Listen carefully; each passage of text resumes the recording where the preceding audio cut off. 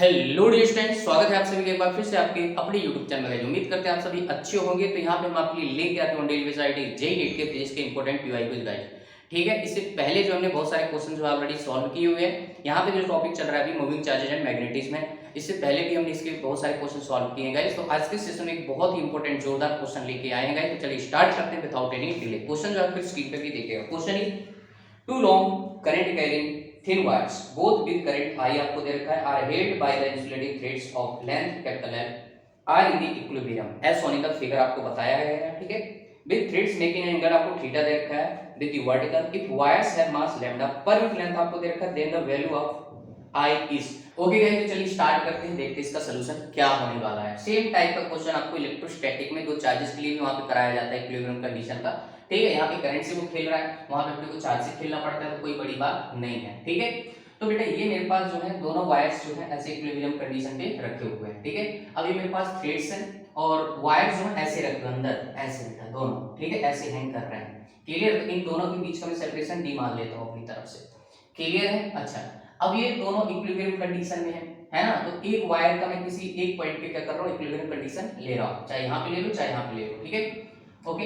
अब बेटा एक चीज मैं आपको बता दूं, आप ये कॉन्सेप्ट पढ़े होंगे दो पैरेलल वायर का। ठीक है, अब जो दो पैरेलल वायर होते हैं मान लो किसी डिस्टेंस पे है और इन पे करंट मान लो I1 कुछ I2 फ्लो हो रहा है। ठीक है, तो अब इसका कॉन्सेप्ट आपको अच्छे से आना चाहिए कि ठीक है कि इनके बीच कितना फोर्स वगैरह लगेगा।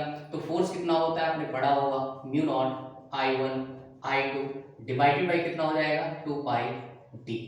क्लियर है? अगर I1 I2 बराबर है तो I का स्क्वायर हो जाएगा। So this is the force between two parallel current carrying wire. ठीक है, अच्छा अब यहाँ पे ये मेरे पास फोर्स आ जाता है बेटा। ठीक है, तो इस कॉन्सेप्ट को अपने को यहाँ पे यूज करना है। क्लियर है? अच्छा, अब यहाँ पे देखो ये भी समझना है, जब सेम डायरेक्शन में करंट फ्लो होता है ना तो एक दूसरे क्या करते हैं, रिपल करते हैं। अगर अपोजिट डायरेक्शन में फ्लो करेगा तो एक दूसरे को अट्रैक्ट करेंगे। यहाँ पे कंडीशन अपने को क्या लेनी है, करंट जो है एक ही डायरेक्शन में जा रहा होगा, तभी तो एक दूसरे को क्या करें, रिपल्सन के थ्रू एक इक्विलिब्रियम कंडीशन को अचीव करेंगे। ठीक है, तो ये कॉन्सेप्ट था गाइस। ठीक है, आई होप चीज आपको इससे समझ आई होगी। अब क्वेश्चन को कर देते हैं अपन तहस में। देखो बेटा, यहाँ पे मैं इक्विलिब्रियम कंडीशन ले रहा हूँ। ठीक है, तो मास की बेसिस पे लगेगा mg वेट। ठीक है, आप m की जगह जो है लैम्डा रख सकते हो और लैम्डा इक्वल टू क्या होता है, मास पर यूनिट लेंथ। ठीक है, तो m की वैल्यू क्या हो जाएगी, लैम्डा इनटू l।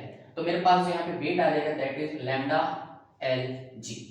क्लियर है? अच्छा, थ्रेड है बेटा, तो इस पे वेट की वजह से क्या लगेगा, टेंशन लगेगा। ओके, तो यहाँ पे वर्टिकल से मैं एंगल लूंगा, ये थीटा ये भी थीटा, अल्टरनेटिव एंगल प्रॉपर्टी, तो ये हो जाएगा टी कॉस थीटा। ठीक है, और इधर आएगा आपके पास टी साइन थीटा। क्लियर है बेटा? आई होप ये चीज आपको समझ आई होगी। और इन दोनों की रिपल्सन की वजह से यहाँ पे मैग्नेटिक फोर्स लगी दैट इज एफ वी।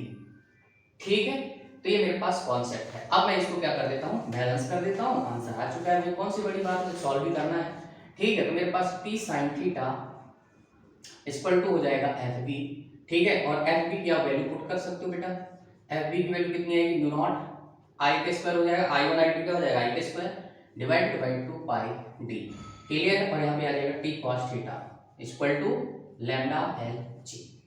ठीक है, vertical component balance to each other and horizontal component एक दूसरे का करेंगे बैलेंस करेंगे, क्योंकि ये इक्विलिब्रियम कंडीशन है बेटा। ठीक है, net force along X axis, net force along Y axis अपने जीरो कर दिए। ठीक, तो ये मेरे पास बेटा दो इक्वेशन निकल के आ गई है, बस ये आंसर हो गया बेटा, जस्ट आपको सॉल्व करना है।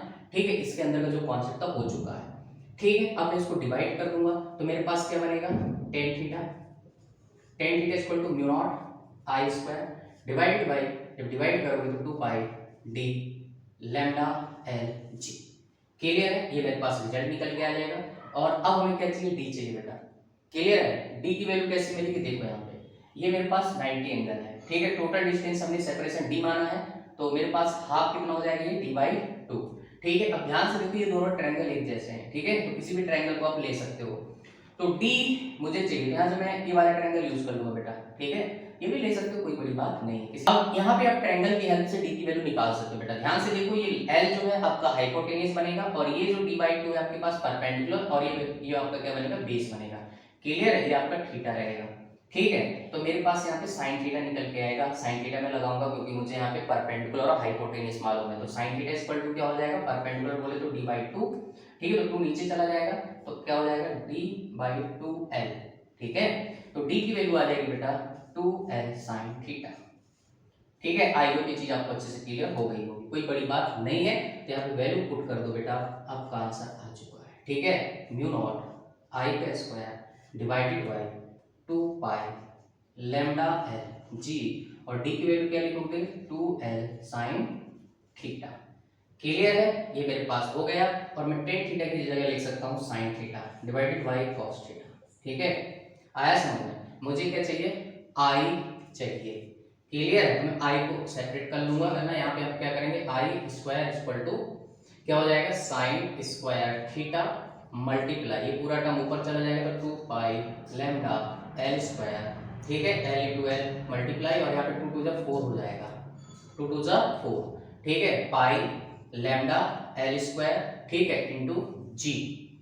क्लियर है, आई होप ये चीज आपको समझ आई होगी। और नीचे क्या आ जाएगा, म्यू नॉट कॉस थीटा। ठीक है, ये मेरे पास रिजल्ट यहाँ पे निकल के आ जाएगा, तो मैं इसका स्क्वायर रूट ले लूंगा, तो साइन स्क्वायर थीटा है तो बाहर आ जाएगा साइन थीटा। यहाँ पे 4 का भी क्या है, 2 बाहर निकल आएगा, अंदर क्या बचेगा देखो तो, बचेगा लैम्डा एल स्क्वायर। ठीक है, एल स्क्वायर पाई जी, और डिवाइडेड बाई बचेगा mu naught cos theta. Clear है, तो ये मेरे पास रिजल्ट यहाँ पे निकल के आ जाएगा।